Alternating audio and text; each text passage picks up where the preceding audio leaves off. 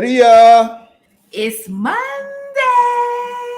Oh And you my know God. what we do on Mondays. Hey, listen. Not only is it Monday, it's the Monday after the Super Bowl, and I know, I You know, mean I the know. Monday before Valentine's Day?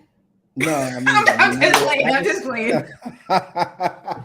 I mean the Monday after Super Bowl. I mean, do you even know who won, Lydia? I mean, for some reason, for some strange reason, I think you're one of probably millions of people who only cared about what happened during halftime. So Is it safe to say that?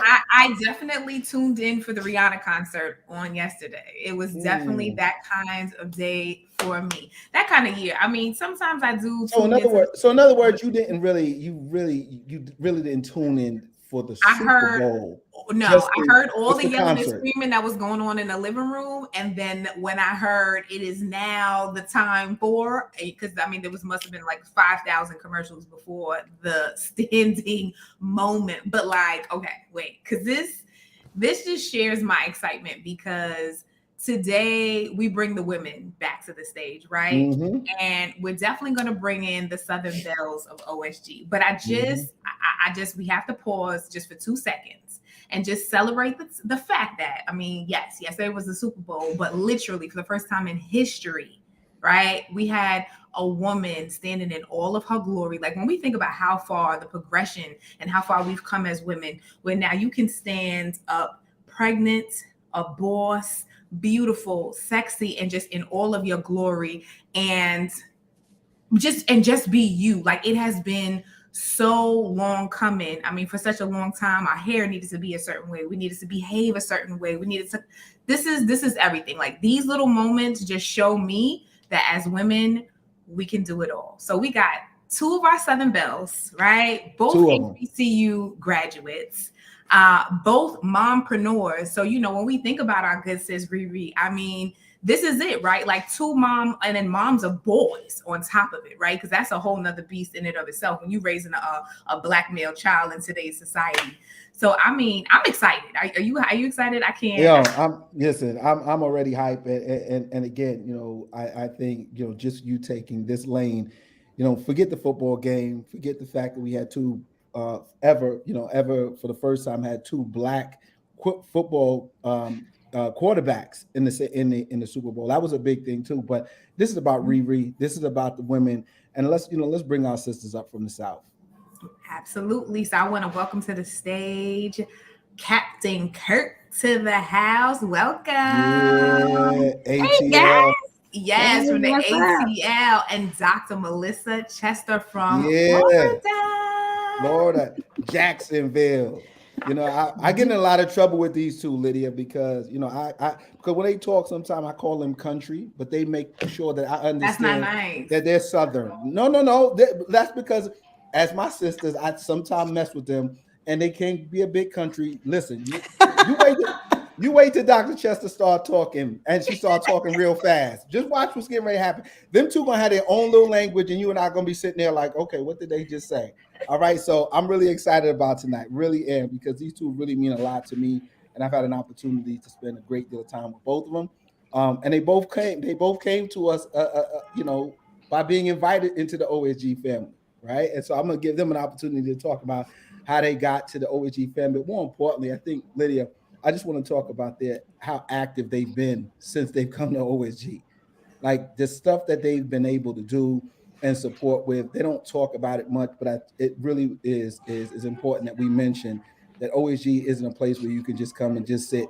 You'll find a way to be involved, and these two jumped in immediately. And so let's jump into it, Lydia. Let's jump into it. Yeah, so Dr. Chester, tell us a little bit about yourself and just a little bit about how you got here and how you're enjoying this OSG experience. Okay, I'm going to try to keep this as brief as possible. How did I first? Who am I? I am a former college professor turned real estate broker. Like I'm in real estate. I help people buy, sell, and invest in real estate. Yeah, you didn't know that, did you?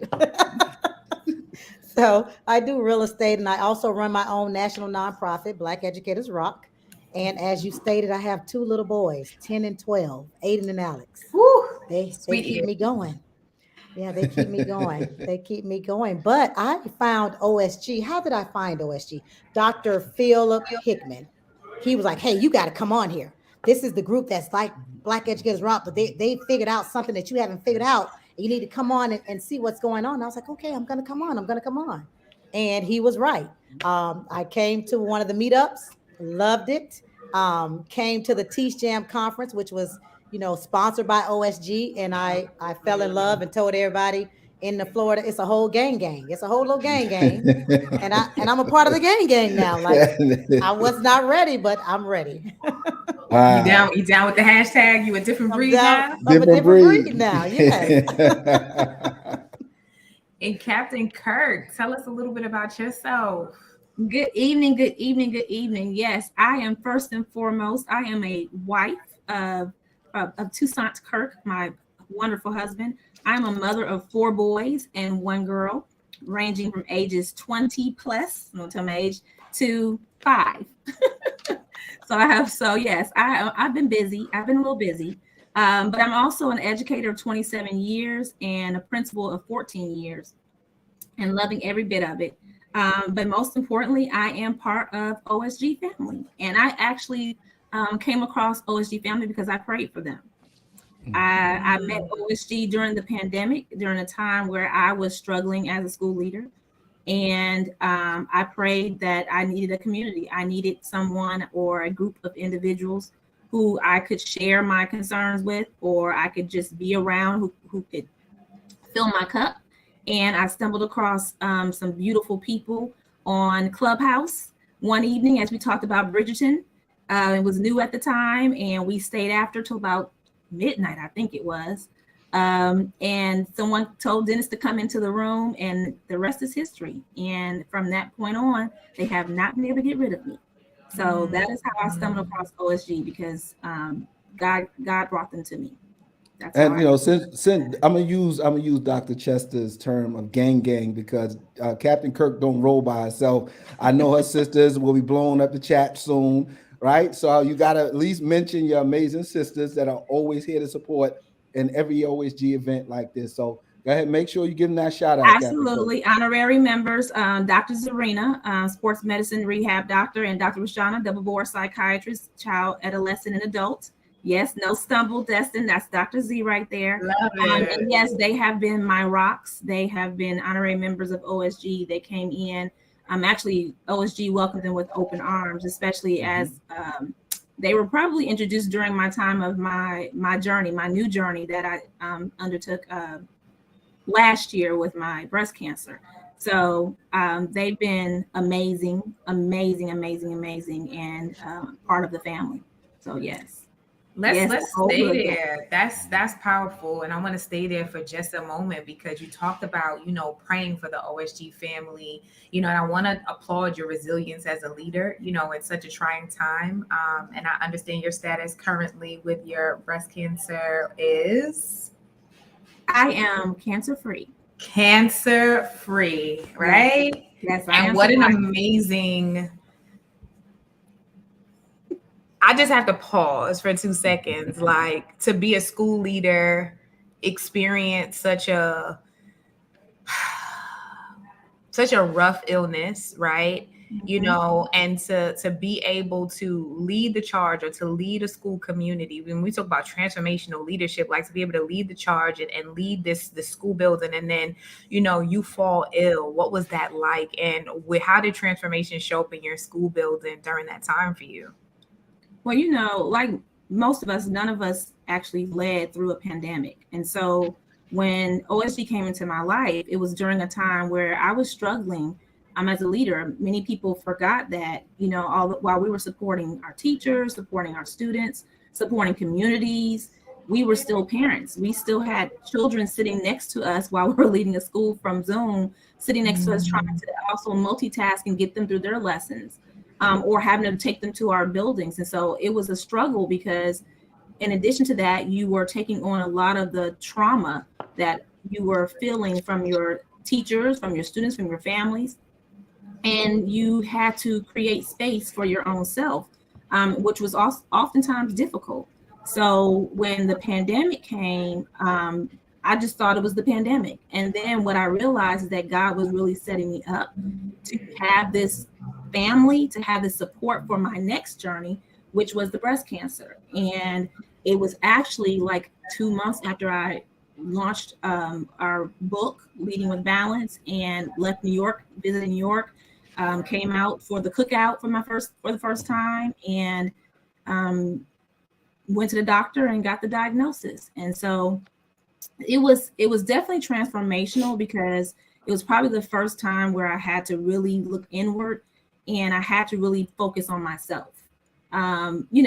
Just really be selfful actually, about taking care of me and my well-being. And so that was difficult at first, because I felt some guilt about that. I felt that by doing so, that I was somehow also leave behind or not focus on my students or my teachers, and or even my family. And so it was challenging to look inward and just focus on me. And so transformational wise, what I found was, because I poured so much into my school, into my family, into my community, it was now my turn to get poured into. And so I think that was the transformation for me, was realizing that I did not have to do it all. I could feel what I wanted to feel, unapologetic. And I could really just focus on being me. And then I realized that God was putting me through this because I was placed here to help other women who are going through similar challenges with breast cancer, not just the survivors, but also the family members. So yeah, it was tremendous transformation for me. I definitely changed as a person, as a human being, as a mom. A lot of things were put into perspective, especially about my own well-being, which is why I'm so passionate about presenting at the OSG Transformational Leadership Conference, because I know there are other leaders out there who may not be going through cancer, but are going through some type of trauma. And there is another side. And I'm just blessed to have an OSG family such as you guys to support me. And people just need to understand that you can persevere. You can be resilient despite your challenges. And I'm totally grateful for the journey. I've learned so much, and I've gained more than I lost during my journey. So yeah. Amazing. No, Amazing.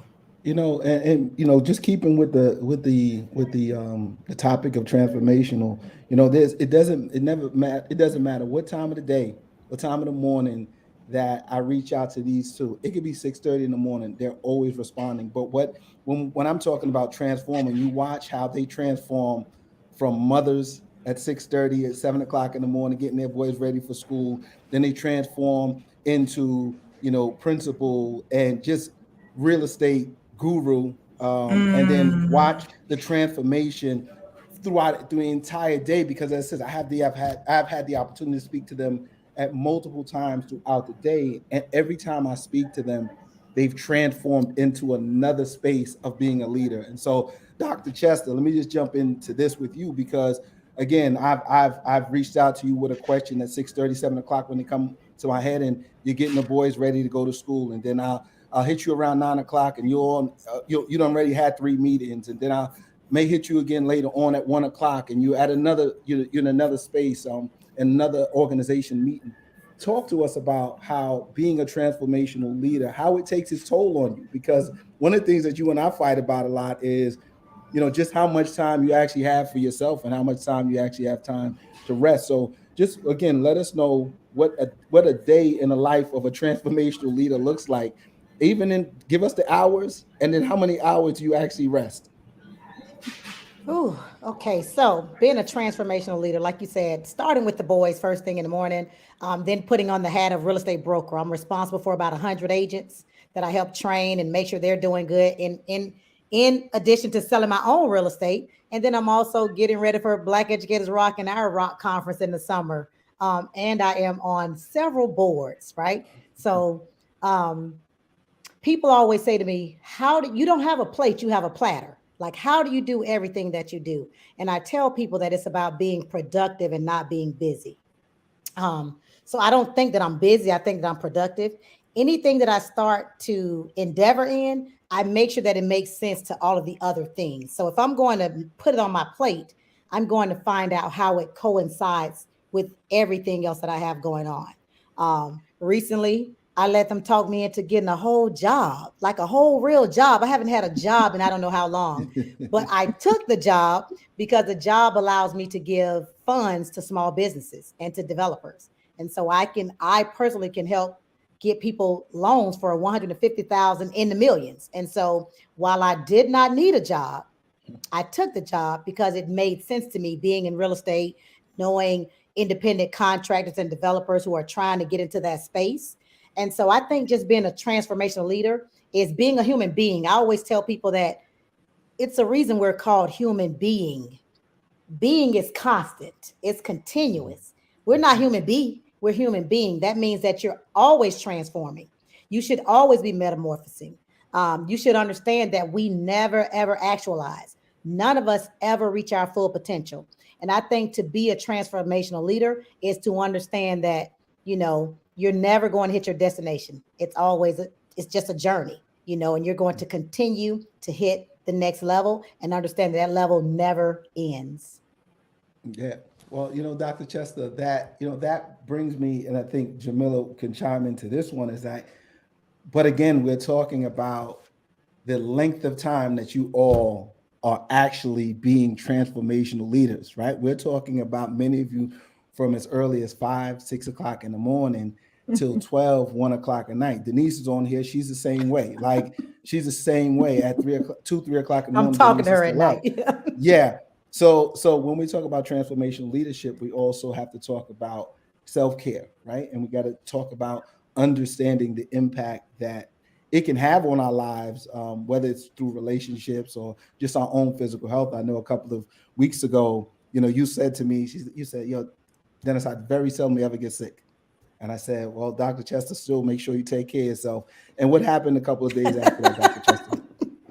What happened a couple of days after that? God put me on my back. I could not. I was down for about a week. I was like, oh, I'm good. I was down for like a week, and that was so unusual for me. And it was, if you don't slow down, you will be made to slow down. And so you are so correct. A lot of us, we tell other people, oh, take care of yourself, take care of yourself. And we don't even practice what we preach. Totally. Go ahead, Lydia. I mean, and to your point, right? Like, can we talk about this? Because I'm really, I'm sold out on this whole, thought process about just mompreneurs, right? And what that means for us. But like, can we talk about self-care beyond bubble baths and massages? Like, to me, exactly. This is my philosophy, right? Like, getting my hair and my nails done and taking a bath, that is an oil change, okay? That is a given. That is part of my maintenance. This needs to happen regularly. This is just a thing. But beyond that, what does self-care look like in practice for you as a transformational leader? Like, individually, not only as a mom, as a wife, as a partner, business owner, but like as you, as women, like, what does self-care look like in practice?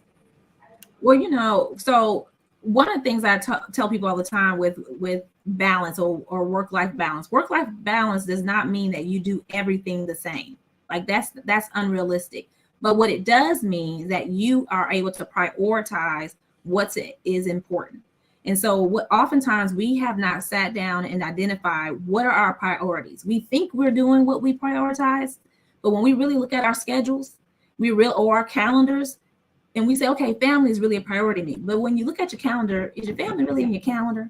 And some people think, well, I don't want to put my family in my calendar, but you really have to if that's a priority. Yes. Because oftentimes we get away from and we let everything else trump what we want to do for our family. So for me, part of self-care, if you will, was prioritizing, identifying what those priorities were, scheduling that time so that I'm very deliberate. It's on my calendar, whether my secretary sees it, whether my assistant principal sees it, my teacher, whomever, my husband, whoever, but I prioritize what I want to do. And then I have a commitment. I commit. What am I going to do? Once I realize that I may be falling short in relationships or family, what am I committed to doing? And then what actions am I going to take? So you're right. I think a lot of times we think it's just bubble baths, taking, going to get massages, but it's really looking at our life as a whole. And so one of the things I really want to go through in our session in March is really take leaders through, where are you right now? Where do you want to be right now? And then what are your action steps? What are you going to be committed to doing to get you to that goal. And I love Dr. Chester's analogy about, yes, you're always going to be on that journey, because as a transformational leader, it's never enough, right? Because you're always, one, you're pouring into yourself, but then you're also impacting others.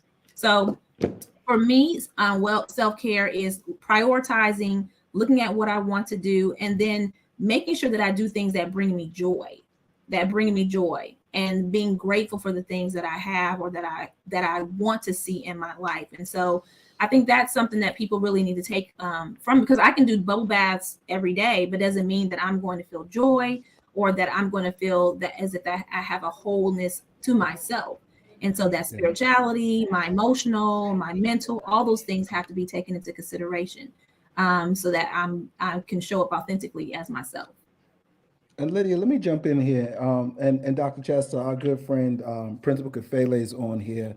And when we talk about, self-care, we talking about, a man who had, really didn't know or don't know how to slow down much, until some years ago.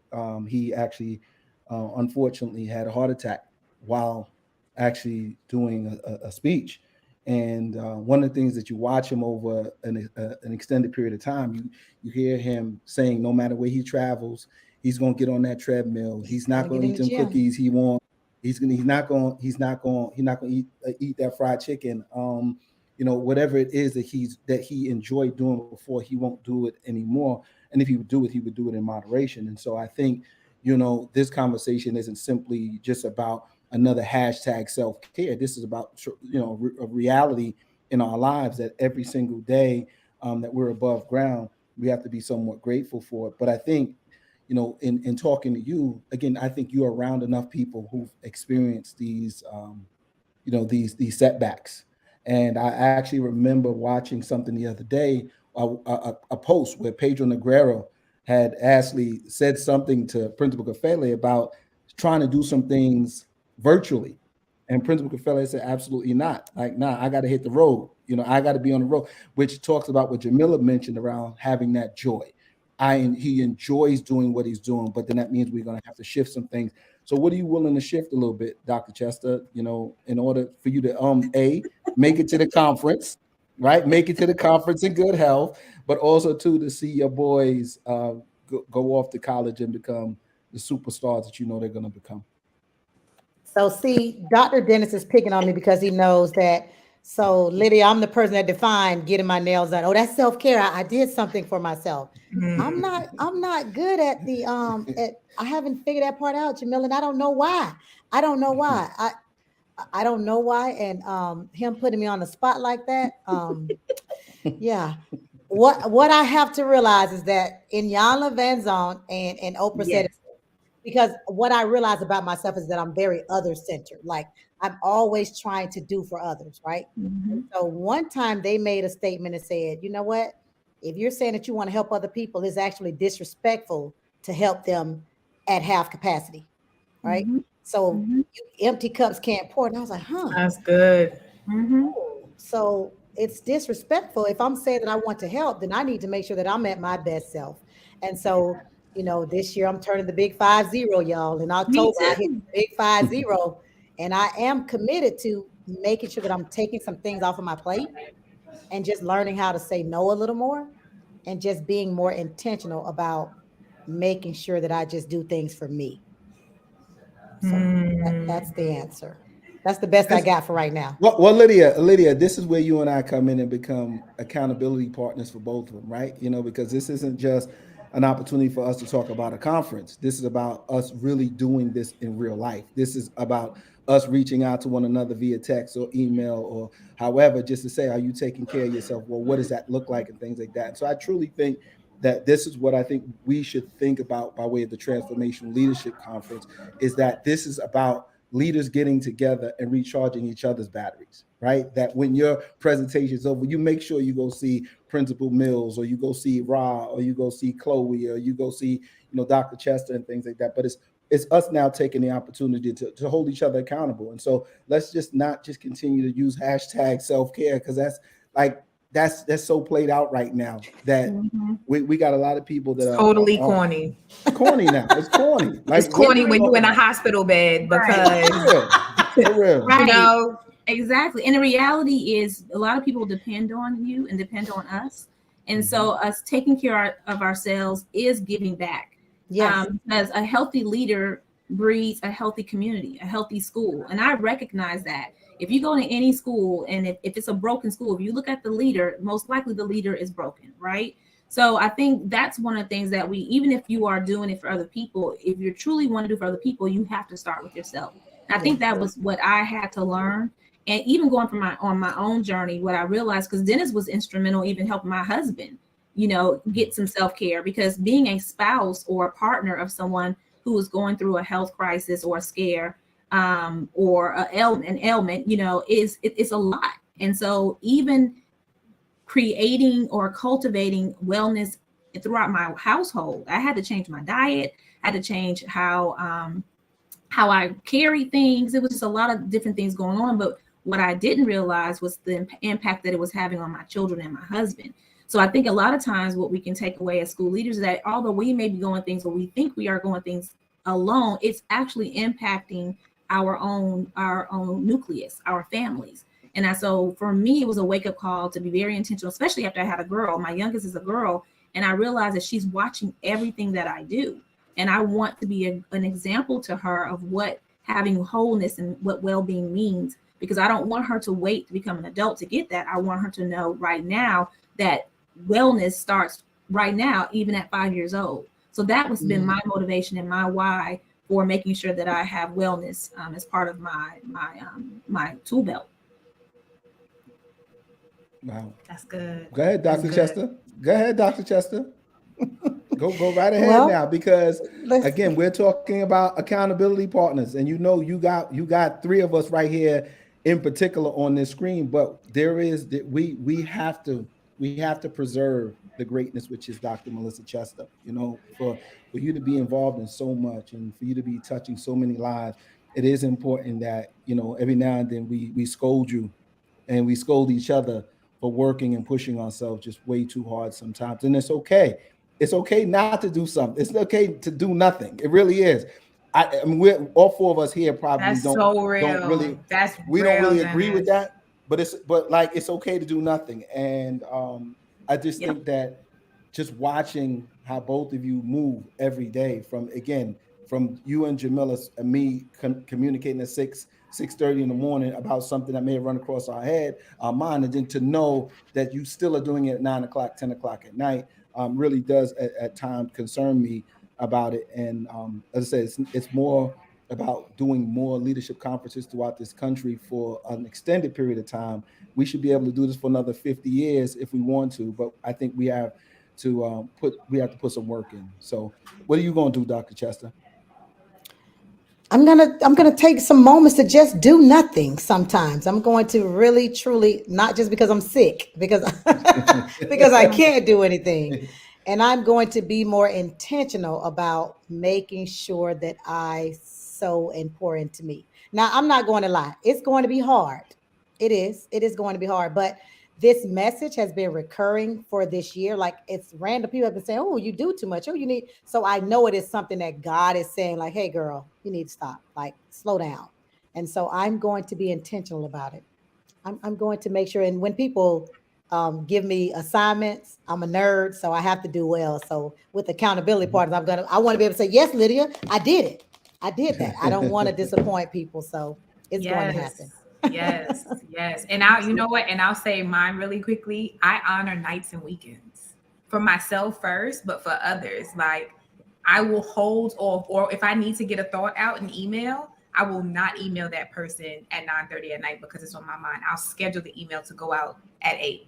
Yeah. I honor nights and weekends for myself because it creates a boundary for me, and then honoring that in the other person.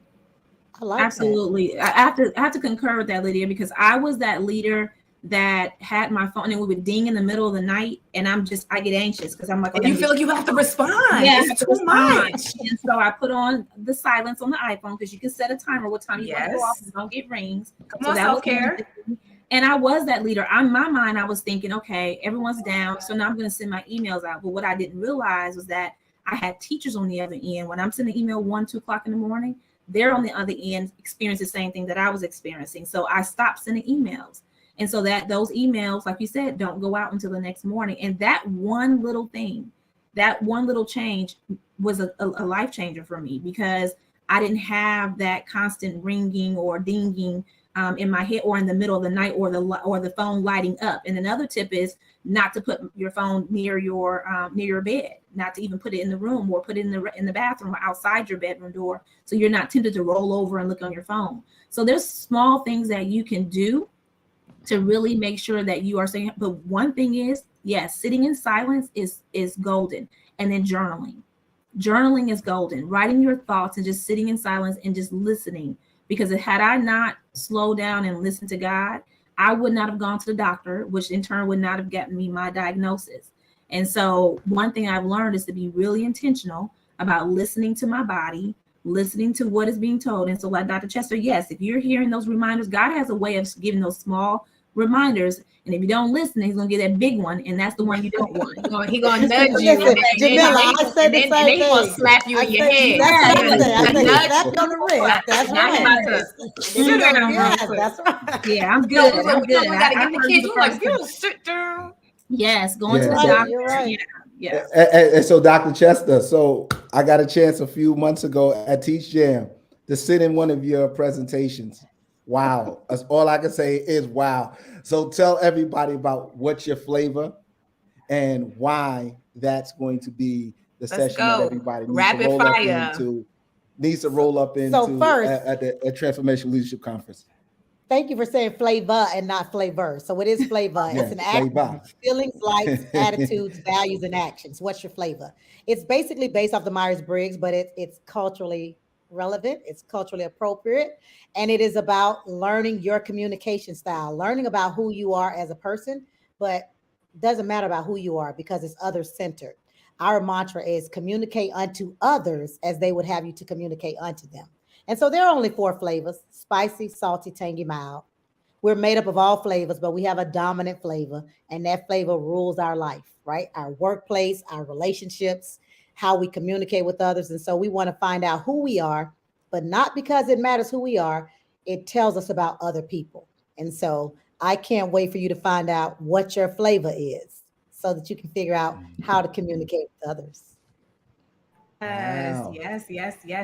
yes. Captain Kirk, tell us. So your Listen, session. I've given you all a lot of what I will be sharing, but this won't be a session where you're going to be sitting and getting. So if you come to my session, I need you to be prepared to be in a brave space and to be brave to show up and to be very truthful with yourself, because we're going to dig deep into where you are, what are your priorities, and then help you to find commitments and action steps. Because again, a broken leader cultivates a broken school. And we know that we all want healthy schools, we want healthy school communities, and we have to start with ourselves. So my session, How to Lead a Healthy Work-Life Balance and Empower a Healthy Organization, will show you a framework of 4 steps, only 4 steps, how you can create a healthy well-being for yourself, in turn, impact your school community. So I'm looking forward to sharing those ideas and then sharing with each other. So be ready, be prepared, because we're coming in. Because again, transformational is being influential, it's being motivating, it's forward thinking, it's enhancing the things that you have already or that you want to have in your school community. So you have to be ready when you come in these sessions. These aren't, Dennis already gave us he already told us this. It's not no regular kind of conference, so don't come in with the formal formalities. So Right. I'm here to be cute. I'm here to be cute. Presentation. I was like, okay, well, here's Listen. the advance, and I can get to the nitty gritty. But yeah, so I'm ready. So be ready to roll your sleeves up and share. And again, this is coming from the lens of as a school leader, as a mom, as an entrepreneur, as a wife, and so forth. And even if you are, and husbands can be in there. So males are welcome as well, because I think there's a misconception about well-being and self-care for men as well. So I encourage you to join me for our session so we can dig deep and see what you have going on. And to her point, guys, we're going to be doing role playing and all. It's not just you listening to Absolutely. me. Yeah, you're We're gonna Let's make it, participate. facilitating. let's make this real clear once again for those who did not hear what Jamila said. This will not be your regular run of the mill OSG or Conference. conference. This is going to be different, y'all. And I expect that all of the presenters will respect the fact that people are paying money and that they're there to learn something, but they're also there to move around. And so this will not be one of those conferences where people most certainly don't walk away with something special. But Lydia, I ain't ready yet. I ain't ready to go yet. These two are a lot of fun. I ain't ready to go yet. I know we're on a timer, but now I need them both now to kind of let loose just a little bit, right? I think y'all were a little reserved with the people today. So I want us to really get to know a little bit more about Dr. Melissa Chester and Jamila Hudkirk, who most certainly are people that I know personally, but but they live some really intriguing lifestyles, right? In terms of what they do all day long. And so I just want people to know just a little bit more about both of you that makes you a true transformational leader, but not in a sense of, again, not as the definition for the conference, but transformational leadership. What is it that you do every single day and the lives that you transform every single day? That's what I want to know. Don't get Every quiet now, single y'all. day. Don't get quiet now. Every single day, y'all are both doing stuff that are transforming lives. Let's go, Listen, Dr. Melissa first off, Chester. Chester. the Yeah, first look at thing, like that. I said, because it's putting on these different hats. That first hat that I Yes. put on is mommy. These little boys I have over here, first and foremost, they are woke, and they're woke, and they're going to be relationship experts. So that's the first one. So I mean, I've had them on a show before, Lydia, talking about relationships, and they did a whole show and they talked about relationships and dating and what they thought about it. So that's that first hat. And then when I take that one off, I go and assist realtors on helping others buy, sell, and invest in real estate. I'm training. I'm training every week. I'm training agents on being better real estate agents because, as we all know, ownership is the key to generational wealth. And so I'm helping them to change their mindsets so that they can help change the mindsets of people who are trying to purchase homes. And so I think that's one of my most fulfilling things. If you know about me, I come from the projects. My mom rented a home for 27 years, was displaced from that home because it was air property and the kids stopped paying the property taxes. And my mom went into major depression. And that is how I got into real estate. I was like, wait a minute. I was a serial renter. My cousin is a serial renter. My friends are serial renters, renting for multiple years and not owning property. And so, I'm very transformational in the space of real estate, just making sure that people are understanding the importance of ownership. And then I go into that Black Educators Rock space, where I have that Facebook group with 150,000 Black educators. Um, I think that is my most rewarding work, is Yeah. just assisting educators feel empowered, feel encouraged, feel educated. We have a national conference that we do every summer in July, and our conference is for all Black educators and those teaching Black children. And so I'm always in that space. I actually confirmed my hotel today, so signed my contract for the hotel. So I'll be sending out registration for that. I think Black Educators Rock is how I know Principal Kafele and so many other leaders. Some of them you'll meet Yeah. at the conference, Merlina Shiro Valentine and Dr. Marcus Jackson. So we're always Principal Kafele and I, we have a think tank. So we're always trying to figure out how can we better education? How can we better this thing called education? And so that's a hat that I'm wearing constantly as well. Doing that, and then I transitioned to this economic development officer that I recently started doing, and that one allows me again to, hey, you have a small business and you need some money, you need to expand your business. Okay, let's get you some money, let's get you some funds. We take them through coaching, etc. And so we're helping to put money in people's pockets. I love that as well. And Well, Dr. then Chester, hold on a second. Hold on, Dr. Chester. But again, I mhm, think the part that I wanted you to say, you already said, and that was you had an experience growing up that forced mm, you to know that the world in which we live in requires sheroes, requires people to step up and realize that there's things that need to be changed. And you coming from a very impoverished background, coming from the project, struggling, realizing how important it was for you to give young people an opportunity that you didn't have is key when we talk about transformational. That you don't want other people to go through what you went through. You don't want the young people to go through that. And so not only are you doing it through real estate, but you're doing it through Black Educators Rock. And I think it's important for us to have that conversation so people understand that there is a true connection with what we deem equity and equality, right?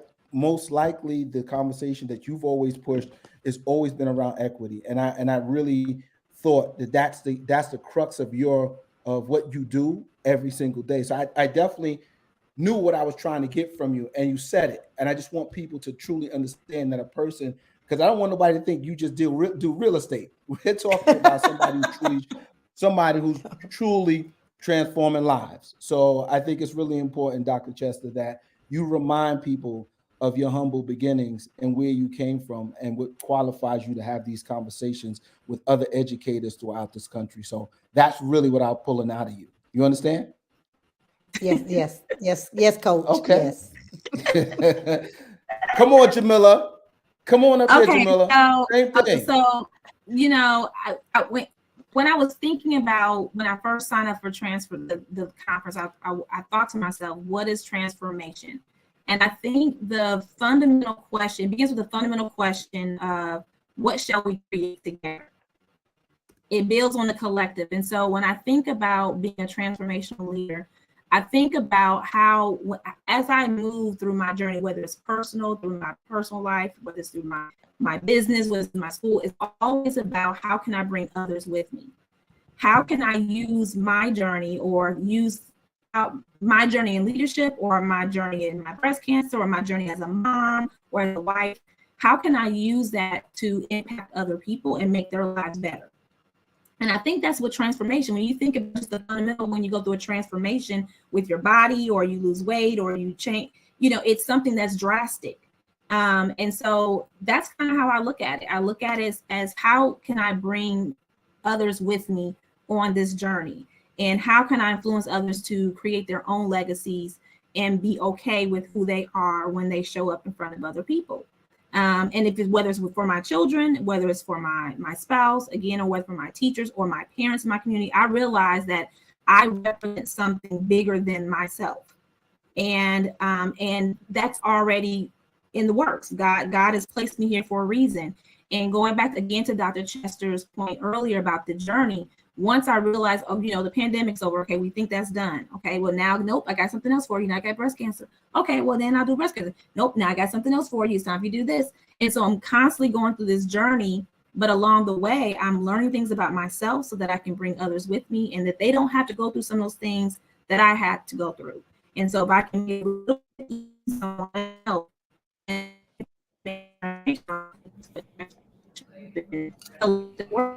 collective responsibility.